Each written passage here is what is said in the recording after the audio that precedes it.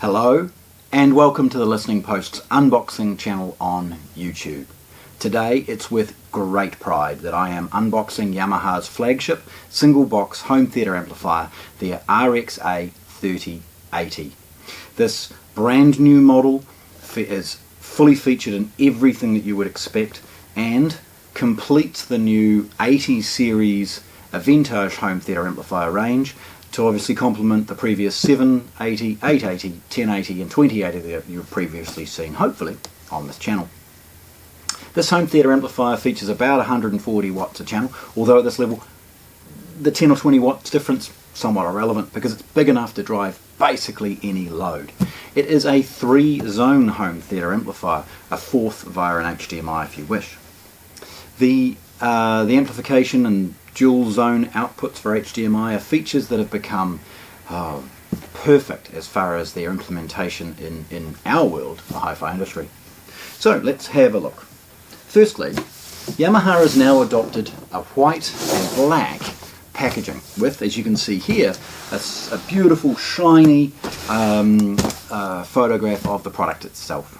These boxes are designed with a little bit more finesse in mind, and the big ones like this one are held together with big packing straps because this product is really heavy.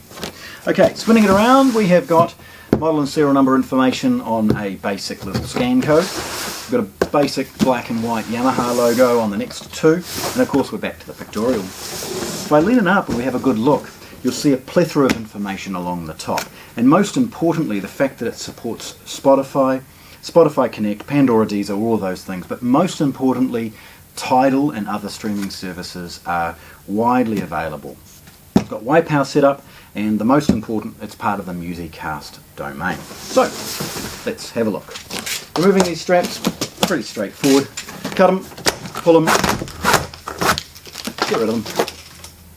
And it allows us to then open the factory seal with some comfortable little nicks. The process is very straightforward, and if you can, don't run a craft knife across the whole top. You're going to be avoided. Okay, opening up and having a look, you'll see a few features and a few products first of all. User manual. This is a printed user manual. It's in 3 languages. There's information pack about Spotify, there's some information about contacting Yamaha's representatives worldwide, and a little bit of information about how to connect a few of the pieces and some QR codes. There's a New Zealand IEC power cord. Now this is just a 2-pin, there's no earth, it's not required.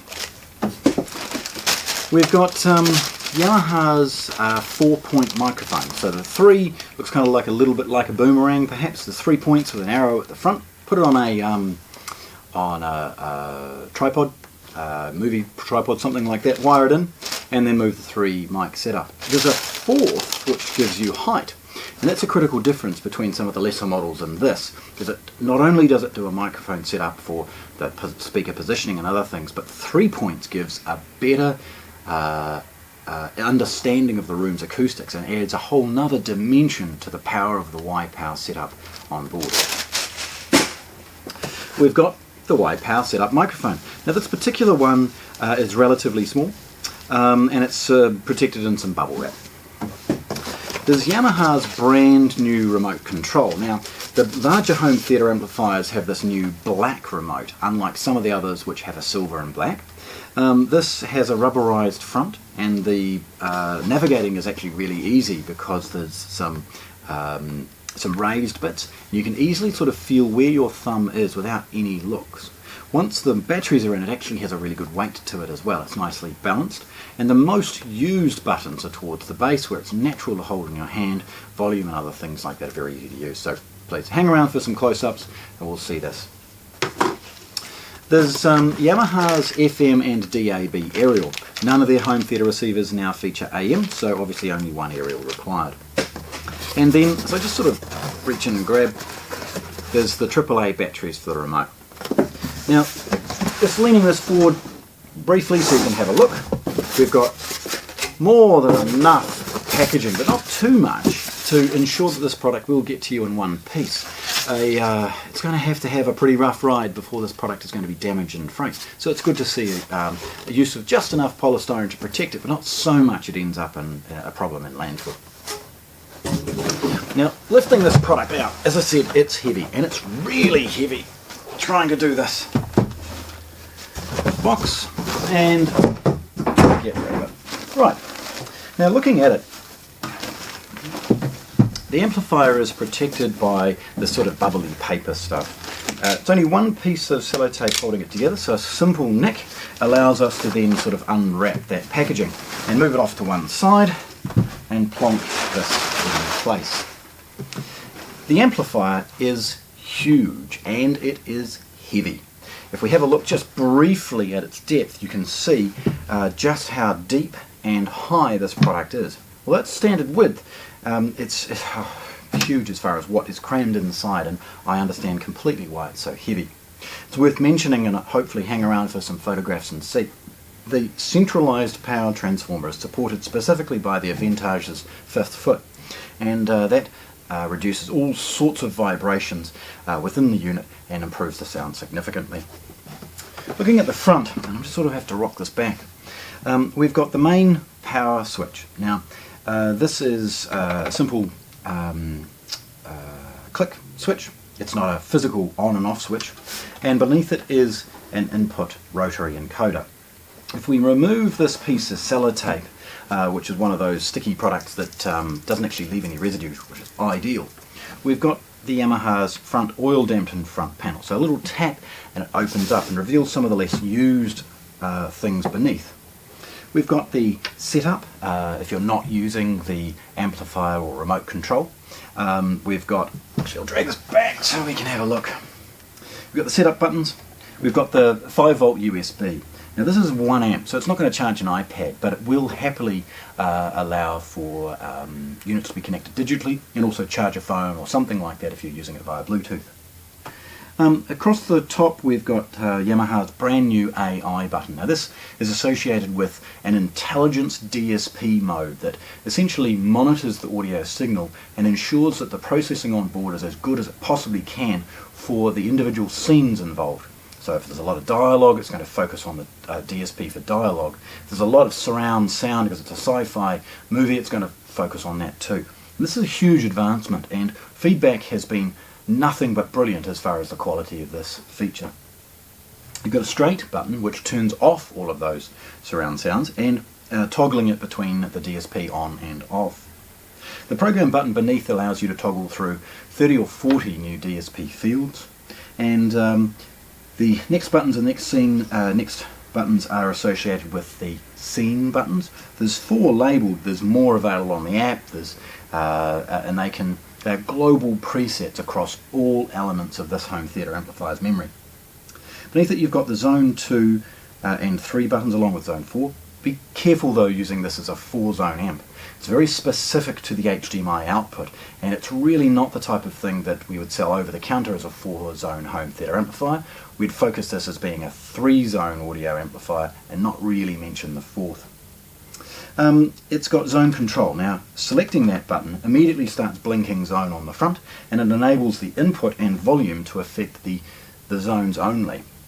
So zone control, zone 2 or 3 is going to turn on that zone, and then you can control its power and input specifically.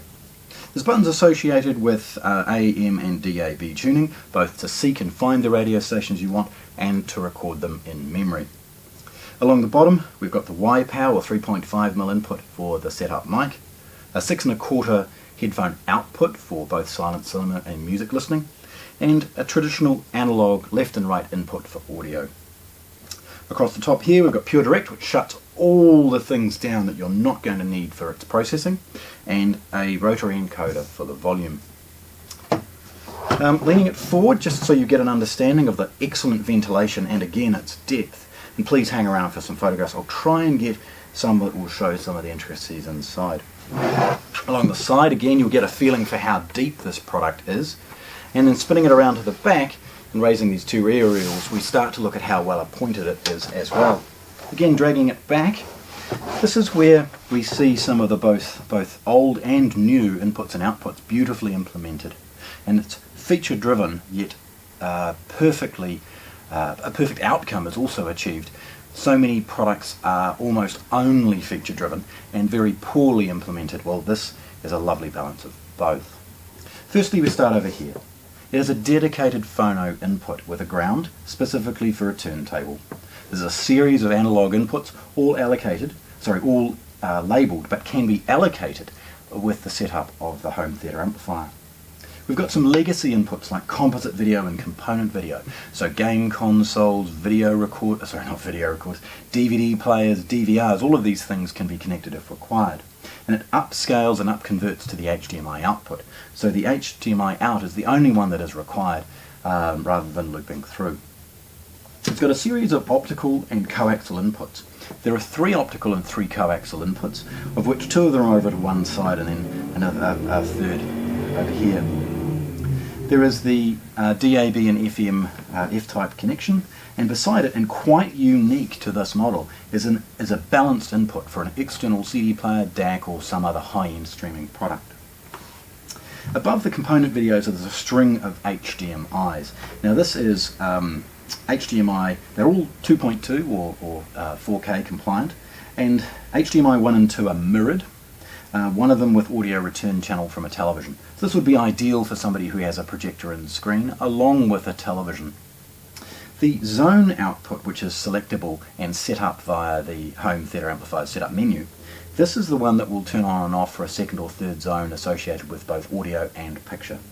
And there are 7 HDMI inputs, a plethora, more than you would ever need. Below all of this are the pre-outs, and this is one of the striking differences between this and many others in its price category. All of the outputs can be dropped down into power amplification if required.